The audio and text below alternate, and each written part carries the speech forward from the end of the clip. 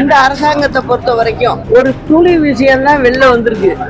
இன்னும் போக போக பாருங்க நிறைய விஷயங்கள் வரும். திமுக மத்திய அரசுன்னு பார்க்கணும். முதல்ல மத்திய அரசுன்னு பார்த்தாதான் இங்க ஆட்சியை சரிவர நடத்த முடியும். நீங்க சண்டை போடுறதுக்காக நீங்க மக்களுடைய வாக்கை வாங்கி போய் பார்லிமெண்ட்ல உட்கார்ந்துருக்கீங்க அப்படின்னா வர்ற 26 தேர்தல்ல அதுக்கு உண்டான பதில தமிழ் மக்கள் நிச்சயம் கொடுப்பாங்க. இங்க அரசாங்கத்தை சரியா நடத்த முடியாம திணறிக்கிட்டு இருக்காங்க. இத மாற்றுப்பாதையில கொண்டு போகணுங்கிற ஒரே எண்ணத்தினால அவங்க செய்யற தவறுகளை வெளியில போகாம மாற்று முயற்சியில இந்த மாதிரி வேலையெல்லாம் செஞ்சுக்கிட்டு இருக்காங்கிறதா என்னுடைய கருத்து.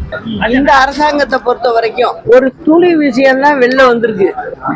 இன்னும் போக போக பாருங்க 26 தேர்தலுக்கு முன்ன நிறைய விஷயங்கள் வரும். ஏன்னா அந்த அளவுக்கு இந்த அரசாங்கத்தை சீர்கெடுத்து நடத்திக்கிட்டு இருக்காங்க. அரசாங்கத்தினுடைய முழு பங்குதாரரா இருக்கு டாஸ்மாக்ல. அந்த டாஸ்மாக்லயே இந்த வேலை நடக்குது. அது மட்டும் இல்ல, ஒவ்வொரு ஃபேக்டரியிலையும் ஆர்டிஓ 2 தாசில்தார் இவங்க 24 மணி நேரமும் டியூட்டியில இருப்பாங்க.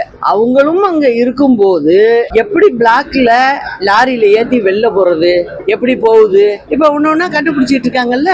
எல்லாத்துக்கும் பதில் சொல்ற காலம் திமுகவுக்கு வரும்.